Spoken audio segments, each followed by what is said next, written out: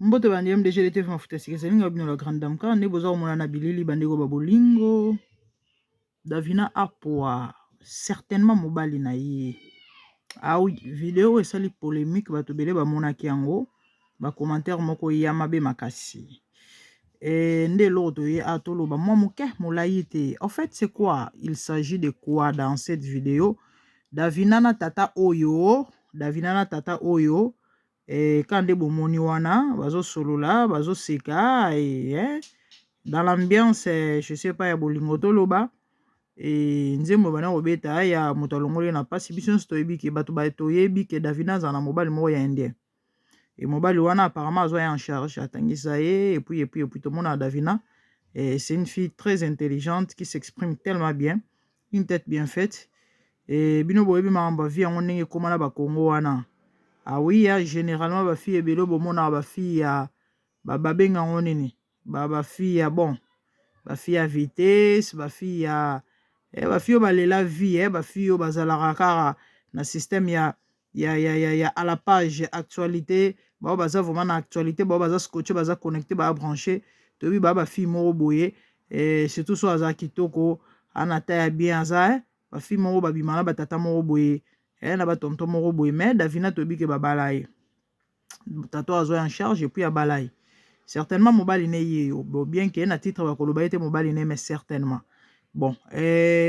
bato bazo finga na ba commentaire bino boye ba congolais ne bazalaka bako finga yo mwasi kitoko boye mobali oyo mona yo keno bala ye yo ya koko mobali ngo pe indien yo kozunga mobali no ya congolais te ya jeune makambo belebele yango bino ba fille oyo ya kisasa ezalaka nini na bino kotula to nini pourquoi koyokisa bato soni boye po nini atangisa yo kaka classe te pe apres okimana akima ndenge nini le goût et le couleur ne se discutent pas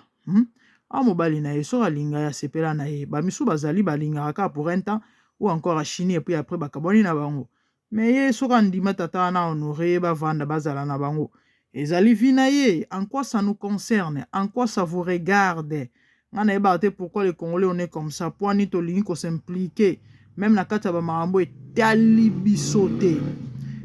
vraiment. C'est vrai, le vie artiste, tout bien star, tout ce que vous voulez, ezalaka privé te, vie privée ezalaka bon privé te, ezate, mais il y a quand même des limites na ba mambobele, hein. Mais si le camerounais etali ya libala, to ya mutu. Donc pour mutu ça la choix, il faut dépendre na bino, il faut ya na bino, il faut bino ne boyebise mobile ya ndenge nete ndenge il faut y aller.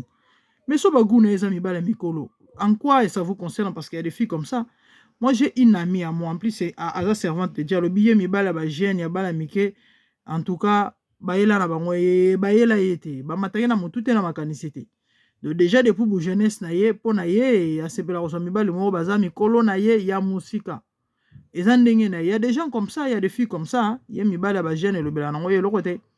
Eza via Davina bandeko so Davina sepela zo koko bala koko vana na koko linga koko ya bino nini na kati nzambe na bomoi. Pourquoi ba congolais toza boye toli ko s'impliquer même na kati ba mambo etali biso te. Ba fingi mwana batu d'autant na oloba ko finga bandeko ko finga ola insulté ba fingi na tata ya batu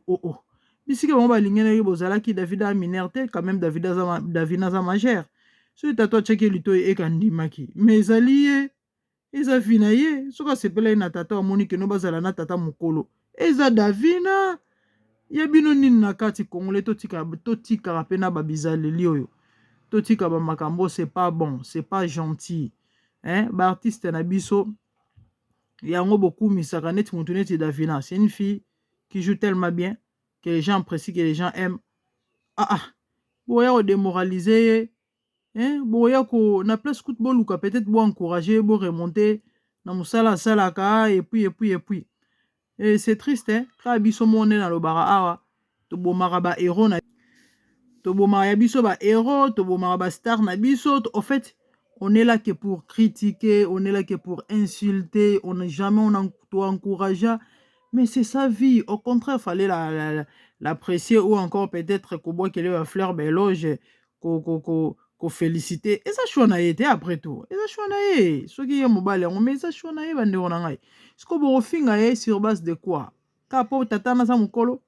To po bongi na été soi-disant de bino bozolo parce qu'on a la mobile ni abongi na Davina. mobali ni faut bala Davina mobali ni boni pe boy ko le goût et les couleurs ne se discutent pas soki asepela na tata na mokolo eza bagu na ye soki alinga asepela ne na indien eza bagu na ye bakongole ya olinga eza teke baza te alingaka ne bango te ye bagu na ye bagu danse na ye yango wana sikoyo ya bino nini na kati. Mais non, nous devons arrêter avec ça. Nous devons arrêter avec ça. Oh, siko soki ye mutu apesi ye kimia so mwana mwasi moko peut-être ava kutana tata alinga mpe mibali me azwa na ye kimia te azwa na esengo te azwa na ye azala na ye ka deshi eke pa tata oyo azwi confort. Attendez, tozala bato tozala baréaliste vous croyez quoi? Mais elle ne pourrait que rester na relation ngo tata azopesa kimia azosala nyonso oyo namonaki soki ane pase bakendaka France alakisaka soki bracelet soki montre ya 11 000 euros soki 7 000 euros asombaka botika moninga ko botika moninga oh Nigeria balobaka let her be botika vivre botika Davina kimia Davina va na yo c'est pas gentil bandeko est-ce que boki insulte et démoralisaka insulte injure et neutralisaka et décourageaka c'est notre artiste quand même asala musalo to sepela nango tolingaka to apprécier to encourager to betele maboko to féliciter to bimana makambo mususu eza etali biso te neti bamakambo neti ya foyer na ye to ya choix na ye to ya bolingo en quoi vraiment ça nous concerne etali biso penza na nini non c'est pas bon c'est pas bien tozala plus na habitude ya ko encourageaka tozala na habitude ya kobwakelaka ba fleur tozala na habitude tozala na habitude ya koappréciaka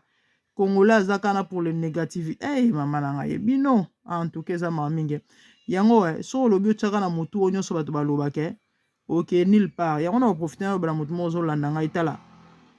na mokili oyo oza malamu ozala mabe eza na bato baoyina yo ok ya na bato baloba mabe mpo na yo sikoyo so olobi ovivre mpo na bato okufa mamu nyonso bato balobaka na bato bazokritike oyo bazozokisa bazosala boye tala so olobi otiango na motu ndeko na nga mwasi ndeko na nga mobali okufa baokunda yo bato wana batikali déjà il faut koyeba ke bainsulte bainjure ezala déjà ADN na bacongolais ouais ça c'est dans les sangs ya bacongolais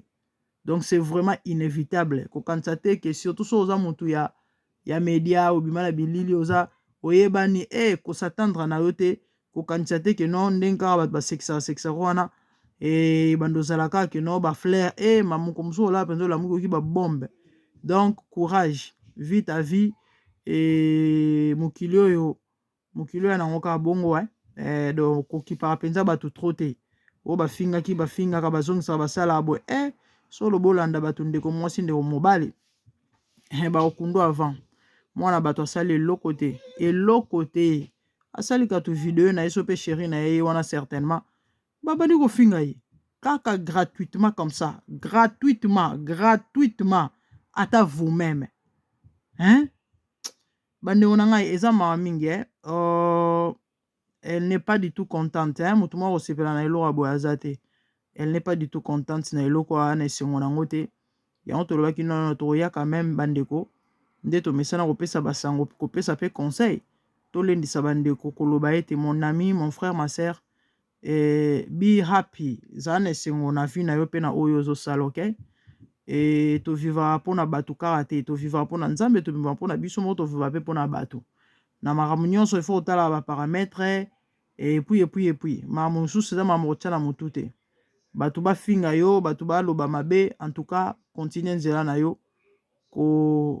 kofocus no na bato te kotia bamakambo mosusu na motu te oya kokufa pamba oya kobela batension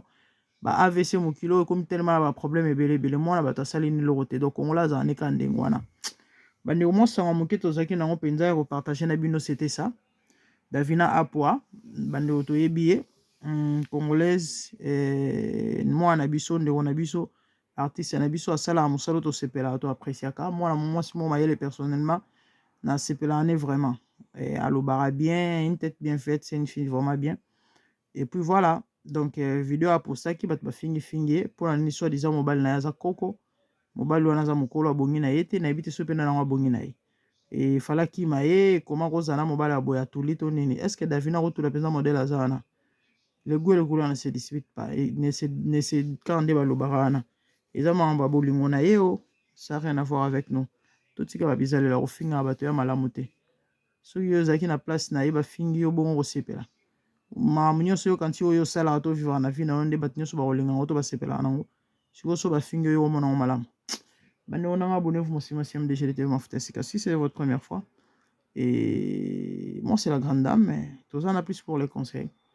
et puis voilà que le Seigneur vous bénisse quant à moi mon de bonnes choses à vous merci